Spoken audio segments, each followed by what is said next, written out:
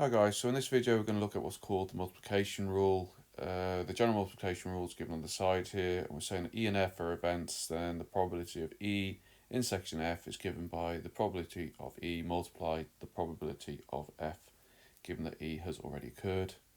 And there's a different sort of idea when it comes to independent events. So if E and F are independent, then the intersection of E and F, the probability of that happening, is the probability of E multiplied by the probability of F. Now this is important, guys, so just remember this one because this comes up quite a lot. So the intersection, or the probability of E intersection F, is equal to the probability of E multiplied by the probability of F. Okay. In practice, this works fairly straightforward. I'll talk you through it now. So I'm just going to move this up. So if we look at example 1, it says a box contains 5 reds, 7 yellows, and 4 blue discs. The discs are drawn successively from the box and not replaced. Now, guys, you have to look to see if it says there's replacement or not. Okay, so here it's not replaced. So we take it out and it's now gone. What is the probability? The first 3 discs are yellow, blue, yellow in that order. Okay. This is sort of classical stuff that we did in second year. So you can see here we want yellow, followed by blue, followed by yellow. So the first thing we need to do is find out how many discs there are all together at the beginning. 7 plus 5 is 12. 12 plus 4 is 16. And you can see here 7 of them are yellow. So for this first one, we're going to get 7 over 16. Then we want a blue one. Remember now, guys, there is no replacement, which means that instead of having 16 discs, we now only have 15 discs here. So let's just put that through. So that's now blue, which is 4 times or over 15. And now we want another yellow one, but we've already lost one of the 7 yellows because we've already taken that out.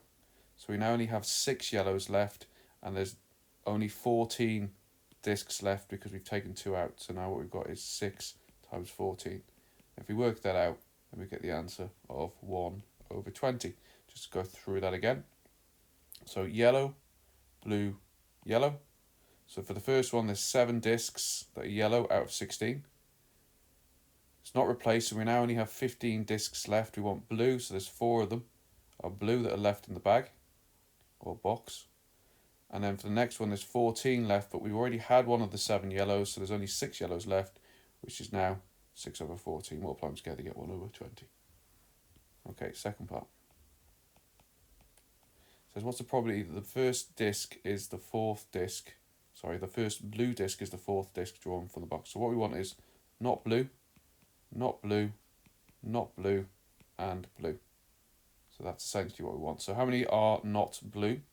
Well, there are 4 blue ones, which means there's 12 not blue ones.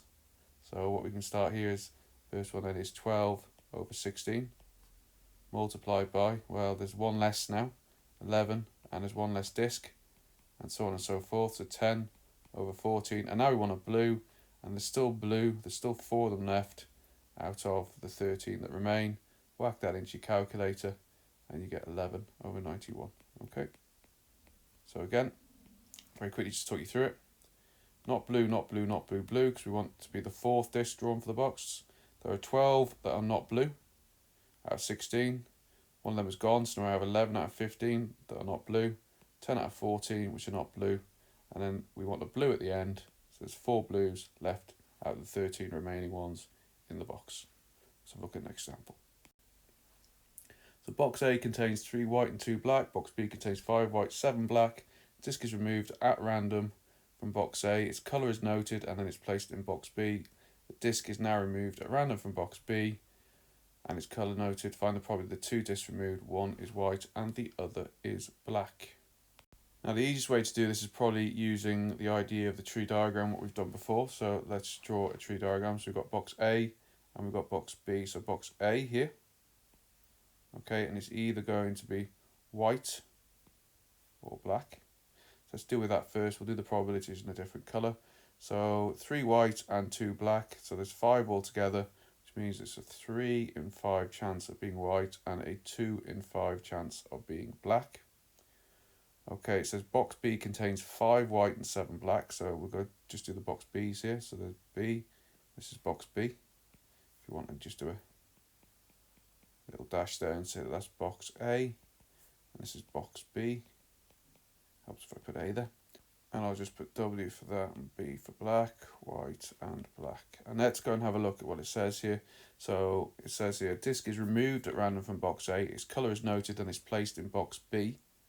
Okay, so that means this is going to change whether the white, it's not going to be 5 white and 7 black down in box B, depends on what we choose in box A. It then says a disc is now removed at random from box B and its colour noted. Okay, so if we go this way, that means that we've chosen white, which now means that we take it out of box A and we stick it into box B, which now means instead of having 5 whites and 7 black, it's going to have 6 whites and 7 black.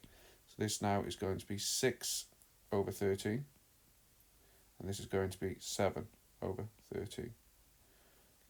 If we'd gone the other way, down to here, that means that we've chosen black from box A, which means we take it out of box A and we put it into box B, which means now instead of having 5 and 7 respectively, we have 5 and 8. So this is now going to be 5 over 13, and this is going to be 8 over 13. Okay, now we filled out all of the branches of our tree diagram. So let's have a look, see what we need. It says find the probability that the two discs removed, one is white and the other is black. So it doesn't say that it has to be in that order, so we can go white, black, or black, white. So let's go and work out those two probabilities. So if we do the first one, we get 3/5 times 7/13, so 3/5 times 7 over 13. Or if we go the other way, which is this way here, 2/5 and 5/13, so we do 2/5 and 5/13. If we do that, we get 21 over 65. This is equal to 10 over 65.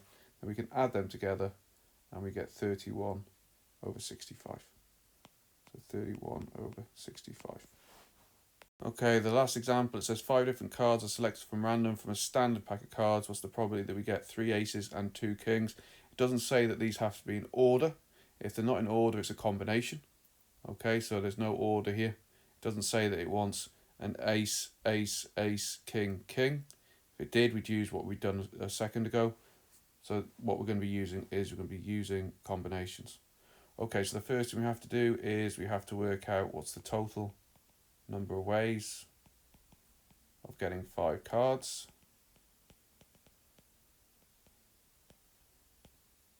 5 cards from 52. Okay, so we've done this one a fair few times now. So we're going to get 52 choose 5. And that's going to be equal to a fairly big number, 2598960. Okay, and then the second thing, that's our hash n, if you remember, if you want to put it into the notation that we've been using. The second thing we need to do is work out 3 aces and 2 kings. So 3 aces and 2 kings. Okay, this shouldn't be too difficult. So we're going to look at the aces and we're going to look at the kings.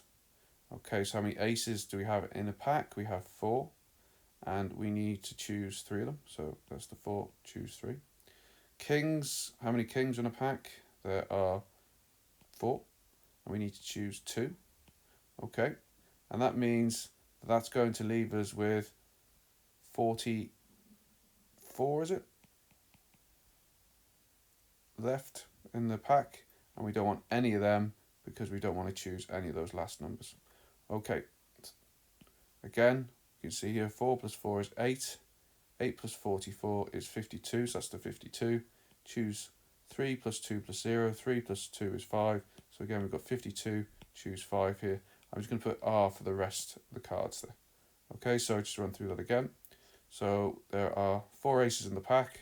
We want 3 of them. There's 4 kings in the pack. We want 2 of them. So that's 4 choose 3, 4 choose 2. And we don't want any of the remaining cards. There's 44 remaining in that pack, and we don't want any of them.